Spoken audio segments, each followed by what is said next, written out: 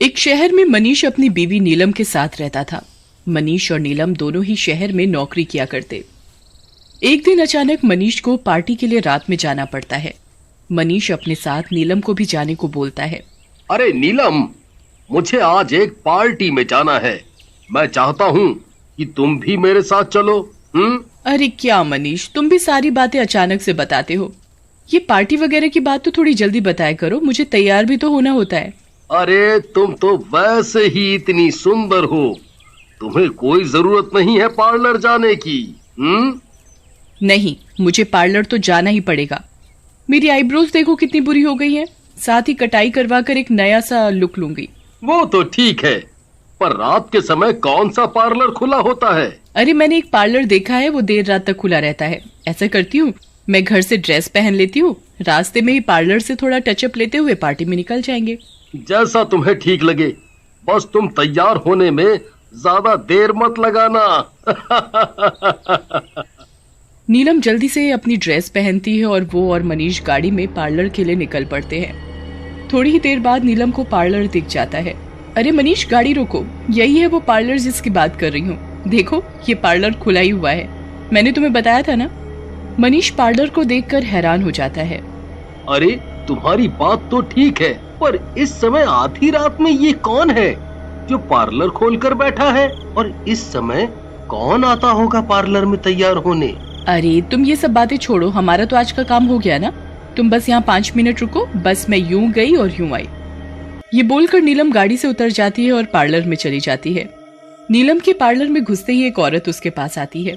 जी madam, बताइए आपको क्या करवाना है? मुझे अपने आईब्रोज और हेयर कट करवाना है, और आप थोड़ा जल्दी कीजिए, मुझे अभी पार्टी के लिए निकलना है। जी मैडम, बिल्कुल ठीक है। आज हमारे यहाँ एक ऑफर निकला हुआ है, आपको हेयर कट के साथ एक फेशियल फ्री मिलेगा। ये सुनकर नीलम बहुत खुश हो जाती है। ये तो बहुत अच्छा ऑफर है, पर मुझे जल्दी निकलना है। मैडम आप चिंता मत करिए, मैं आपका फेशियल, हेयर कट सब कुछ बहुत जल्दी कर दूंगी, मुझे बस 10 मिनट लगेंगे सब करने में। ठीक है मैडम, बस हमारी एक शर्त है, आप अपनी आंखें बिल्कुल बंद रखेंगी और तब तक नहीं खोलेंगी जब तक मैं ना बोलूं। मैं चाहती हूँ कि आप खुद को पूरा एक बार में देखें जब सब काम हो जाए। ठीक है।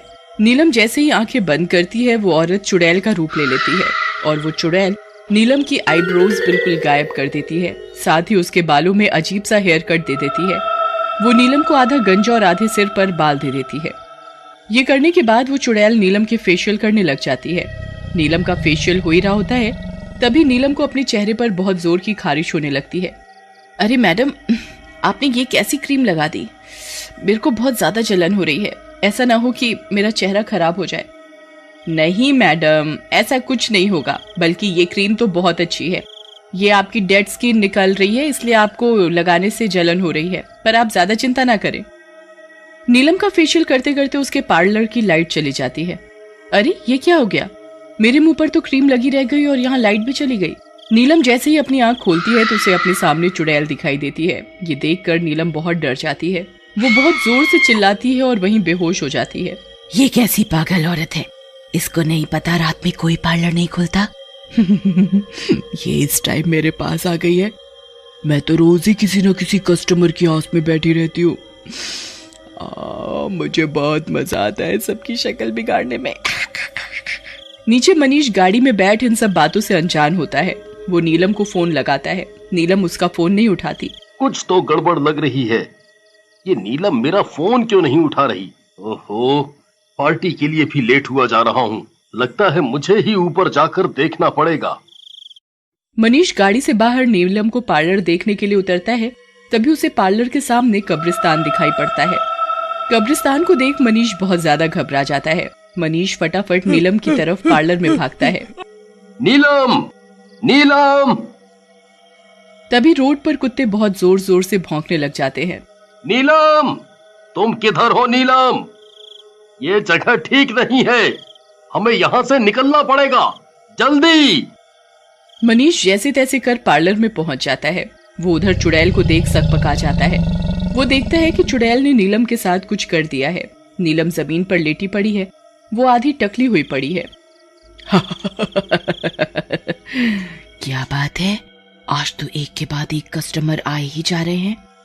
लगता है आज कुछ ज्यादा ही पार्टी है।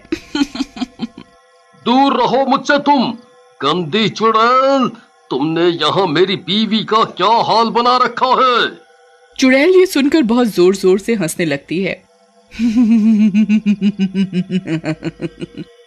तू अपनी बीवी को लेकर जाएगा? अब तो तू भी यहीं का बन गया। तू इधर से वापस नहीं जा पाएगा। चुड़ैल मनीष के पीछे लग जाती है।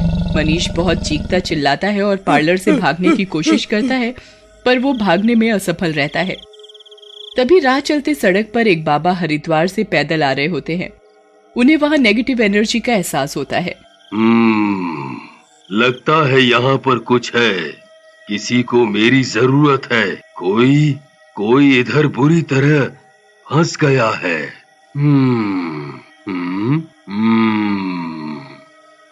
वो बाबा चारों तरफ देखते हैं तो उसे एकदम से पार्लर दिख जाता है। वो भागकर पार्लर की तरफ जाते हैं। वो उधर जाकर देखते हैं कि चुड़ैल ने मनीष और नीलम को पकड़ रखा है। ए बाबा, कौन है तू? किधर से आया है? यहाँ तुझे क्या काम है? मैं यहाँ तेरा खात्मा करने आया हूँ। तू मेरा कुछ नहीं बिगाड़ पाएगा बाबा। मेरे अंदर बहुत शक्तियाँ हैं। ऐसे मुझे मारना बहुत मुश्किल है। ये तेरे बस की बात नहीं है बूढ़े। चुड़ैल का बूढ़ा शब्द सुनकर बाबा आग बबूला हो जाता है। बाबा हमें बचा लो इस चुड़ैल से, बाबा बचा लो। बाबा ये मुझे और मेरी बीवी को मार डालेगी। बाबा बचा लो, बाबा बचा लो हमें, बाबा बचा लो। तू चिंता मत कर बच्चे, ये चुड़ैल ही मरेगी। मैं तुझे और तेरी बीवी को कुछ नहीं होने दूंगा। बाबा उधर ही चुड़ैल के पार्लर में एक भी पल खराब ना करते हुए मंत्र जोर जोर से पढ़ने लगते हैं और हरिद्वार से लाया गंगा जल वो मनीष और उसकी बीवी नीलम पर छिड़क देता है। गंगा जल के छिड़काव से ही नीलम और मनीष एकदम उठकर खड़े हो जाते हैं। ये देखकर चुड़ैल बहुत जोर से चिल्लाने लगती है। हे बाबा, ये तू क्या कर रहा है? तू मेरी मेहनत पर पानी क्यों फेर रहा है? तेरा तो मैं खात्मा करके ही रहूंगा चुड़ैल। ये ले। बाबा चुड़ैल के ऊपर भी गंगा जल का छिड़काव करता है। गंगा जल के छिड़कते ही चुड़ैल बहुत जोर जोर से रोने लग जाती है, साथ ही उसका शरीर जलने लगता है। अरे कोई है, मुझे बचाओ, कोई है, मुझे बचाओ, मैं मर रही हूँ, कोई मुझे बचा लो। तुझे कोई नहीं बचाएगा। अब तो तेरी आत्मा को मैं शांति देकर ही सांस लूंगा। देखते ही देखते चुड़ैल आग में जलकर भस्म हो जाती है और बाबा नीलम के साथ साथ मनीष की भी जान बचा लेते हैं। नीलम और मनीष बाबा का बहुत बहुत धन्यवाद करते हैं कि बाबा ने उनकी जिंदगी बचाई और वो दोनों अपने घर की तरफ लौट जाते हैं।